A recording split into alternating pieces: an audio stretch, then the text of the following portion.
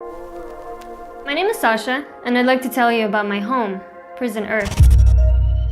Prison Earth is a fairly large place. It has hundreds of different prison cells and billions of prisoners. Some of the prison cells are pretty large, some are much smaller. Some are fairly nice, others are horrible. I was born in jail cell R, which isn't the worst cell in the prison, but many would argue that it's not the best one either.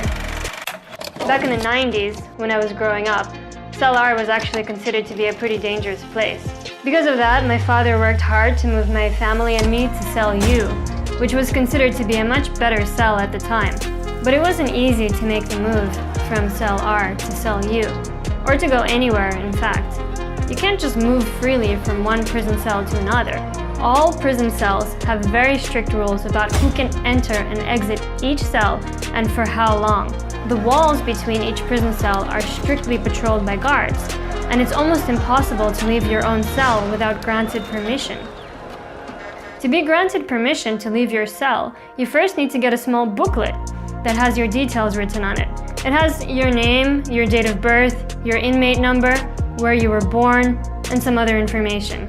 Most prisoners can leave their cells by showing this booklet to the guards, but some cannot. For most prisoners, getting out of their own jail cell is the easy part though. The hard part is entering into a new cell. You see, there is no free or common area in the prison. The entire prison is strictly divided into jail cells, and each cell has its own rules that you have to follow. The booklet that I told you about dictates which cells you can enter and for how long. Since some jail cells are better than others, this means that some prisoners are more privileged than others. In some jail cells, people slave for livable wages and have access to healthcare and education. In other cells, a lot of people suffer. They slave in awful conditions and barely earn enough to eat. If you're born in a good jail cell, like the ones in Area E or Area A, you might be quite lucky.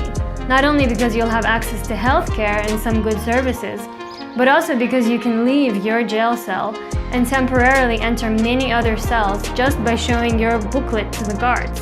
But if you're born in one of the bad prison cells, you're quite unlucky because it will be very difficult for you to leave or to improve that cell. Most likely, you'll be very poor, and the prison guards won't let you into the good cells without additional special permission. To get additional special permission, it can be very difficult. Not only do you need to show the guards your booklet, but you also need to show them a special stamp called a visa that you can only get from the authorities. To get this stamp, you either have to have a lot of money or you have to sign into a contract to be a devoted slave for a company in the good jail cell. But that will only happen if you're very skilled. Sometimes you can also perform a ritual called marriage with someone from that jail cell. Once you have the documents and the stamp, the guards can still refuse you entry into their cell if they feel like it. And if you're poor, there's a good chance that you'll get denied. The funny part is that most prisoners don't even realize that they're locked up. Most prisoners don't even try to go into a neighboring cell for longer than they're allowed to. Most don't question the guards or the other prisoners. They just do what they've always done. They work, work, work. They slave their lives away in their designated jail cells. And they only take vacations when they're allowed, only for as long as they're allowed. They might be numb to this prison. They might be quietly existing, working in the system, perhaps drinking, smoking, or taking pills to cope with the lack of meaning in their imprisoned existence. But I hope you're not like that. I hope you question and take a step outside, at least with your own mind.